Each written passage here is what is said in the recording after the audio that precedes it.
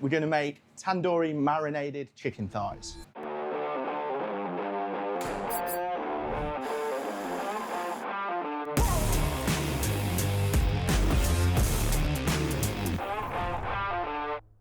In this video, I'm going to show you how to debone a chicken thigh and the drumstick, and also we're going to marinate the drumstick up and cook them, perfect for barbecues. We're going to make also a little tandoori marinade for our boned out chicken thighs and show you how to do that, put it on a skewer and cook it. Really simple, really easy. So at the end of last week's video, we touched on what to do with the thighs and the drumsticks, and we broke it down. So from there, we took the thigh and the drumstick and we went down that little joint and just separated them. So for this video, what we're gonna do is we're gonna bone out our thighs. So literally in your chicken thigh, you've got one bone, goes from there to there. So all we need to do is cut around this bone and remove it. The waste we can, again, I'll reiterate, we can use for stocks, we use for sauces, soups, all that good stuff, Sunday gravies, save them up, put them in your freezer. So we're just going to go down here, just really slowly nicking. We don't want to go too hard. And then just release that bone like that. Stand her up all the time, just scraping down the bone. Get to the end, chop it off. So there we have one bone. We have one boneless thigh. There's a touch of cartilage on here. We're just going to remove that because that's going to be not very nice to eat. Into there we go. So again, little bit of a different thigh. Obviously, they're not all the same. We might have took more off, less off. They're pretty much identical. So there's a little bead of fat down here. If you just follow that, you can feel the bone. Don't push too hard because your knife can flick off the bone. Go around the outside of those knuckles, just releasing the bone, just being really gentle and careful. Pinch that bone up. We can also do it this way and just slide it across.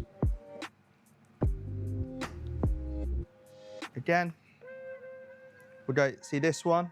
That's had that just tuck off of there. So what we'll do is we'll just go down here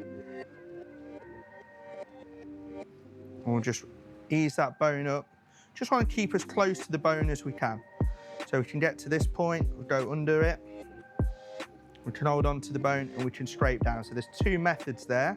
You can either go under, depends how confident you are with a knife, depends how much you do with a bit of buttery.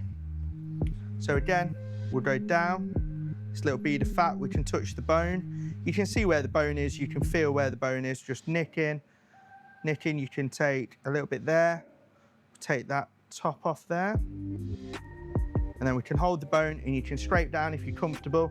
Here's a bit of one of them noises, a bit like a chalkboard. I think it could get on people's nerves. I don't really mind it. We'll take that little bit of sinew off, or the other way again, I'll show you. We'll just go down here, around the bone, around the knuckles, and then just tuck under the knuckles where you can, and just lift your knife up and around. And then that will release that, so you haven't got that scraping action. Again, well, you can use all that scraps for something else. So we've got thighs. I'll do one more quickly. Well, I've got two more actually. So again, like we said last week, you're only going to get 2 thighs off the whole bird. These will keep in the freezer in a nice airlock bag, or if anyone's got a vat packer at home, they'll vat down. You can keep these for 4 or 5 months in the freezer if they're stored correctly, so you can save them up and then, you know, keep them for a nice big meal, because obviously that's not really a lot of meat. We'll go down here. It doesn't matter if you nick through, it's not the end of the world. No one's judging anyone. So we come to this point, trim that cartilage off, and there we're left with, how many have we got? 5, 6 boned out thighs. So from here, you can keep the skin on. We can marinate these up. Them on the barbecue, skin side down, absolutely stunning. Go to town on your marinades. Buy the one from Nando's that you can get at the supermarkets and stuff like that. Score it straight onto there. But what we're going to do today is we're just going to skin it. So we're just going to pull the thigh meat away from the skin. It's simple as that. Again, the skin can be crisped up. Good alternate to pork scratchings. Work exactly the same way. There's a little bit of cartilage left on there, so we're just gonna nick that off. So you just wanna get your thumb and finger. Sometimes they're a little bit tough like that, so we'll just get a little nick. Thumb and finger, and just pull that skin off. These little bits of fat are absolutely perfect. They're gonna render down, they're gonna be really tasty. If you're finding it hard to do, just use a cloth, but make sure you chuck the cloth straight in the washer afterwards, because obviously it's had raw chicken on. Just take them straight off. I say some are easier than others, same as everything really. You don't have to strip it down. We could thread it onto the kebab skewer whole, but I like this way. I think it gets more marinade into the thigh, which is great. There's that all done. Leave that in the bowl, wash my hands. Just move this to one side, use that in a minute. Now we are gonna make the most basic, bod standard, easy as you like, little marinade to go into our chicken. Tandoori kind of based, but a little bit different. It's gonna have them flavor profiles, it's gonna be really creamy. It's not gonna be a lot of spice to it, but you can personalize this as much as you want. So you can add chili to it, we could add turmeric to it. I've literally got 5 ingredients. I'm gonna make it really simple, really easy, but it's gonna be banging on a barbecue. So instead of yogurt, traditionally you'd use yogurt for a tandoori. I've got buttermilk. Whatever you've got. Even if you've got a bit of mango yogurt at home that needs using up, mango and chicken's absolutely stunning. So anything like that. Strawberry might be a bit weird, so stay away from that. You get a ladle full. I don't even know how much this is, but let's say 100 ml. So 100 ml of buttermilk. I've got some fresh lime, I've got some fresh ginger, I've got some fresh garlic, and we've got a little bit of cumin, just ground cumin. Most people have got ground cumin in their pantry cupboards at home. And again, you can play around with this. If you want it really garlicky, add a couple more garlic bulbs. If you like it really gingery, add more ginger. If you like it limey, add more lime. It's so personal to how you like it. Start with this and then just crack on, you know? So we're gonna do dessert spoon of, actually we do 2. I like a bit of cumin, ground cumin. We're gonna get our peeled garlic and we're just gonna grate it. Easier than chopping it and messing about with it. Like this is easy, like we can do this the night before. You can put that in a sandwich lock bag thing, give it a good massage, leave it in the fridge for a day or 2. Garlic in there, take that spoon, just do this a peel. Ginger's a lot easier to peel with a blunt object, as silly as that sounds. Like peeling it with a spoon is easier than using an actual peeler.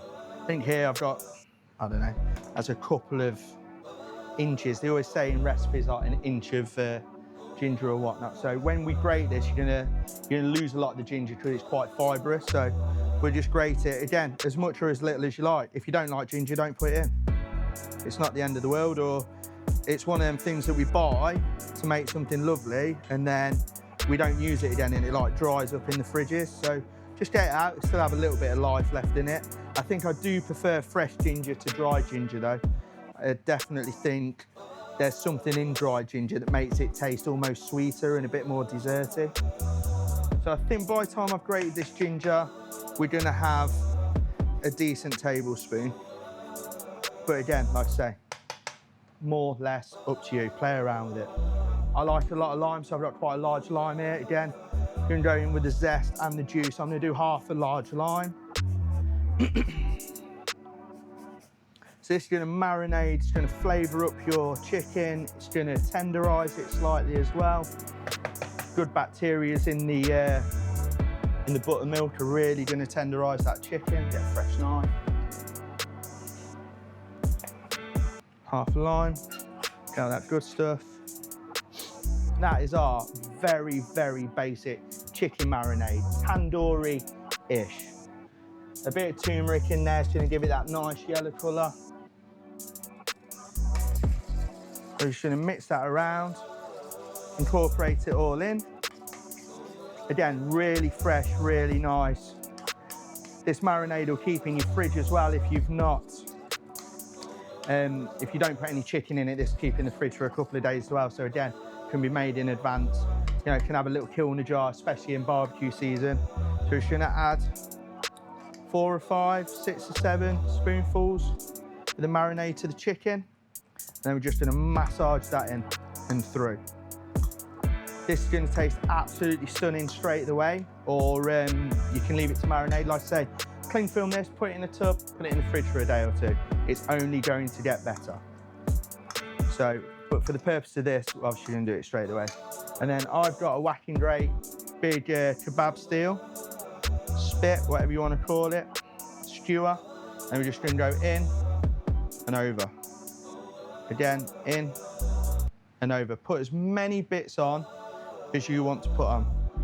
And I say, these can be made up. You can get the kids doing them. Obviously, if you're using wooden ones, maybe chop the ends off so the kids don't prick their fingers. But over and under, over and under. We're just gonna repeat this process until we get the desired amount that you've got on your kebab skewer. Because some are longer, some are shorter.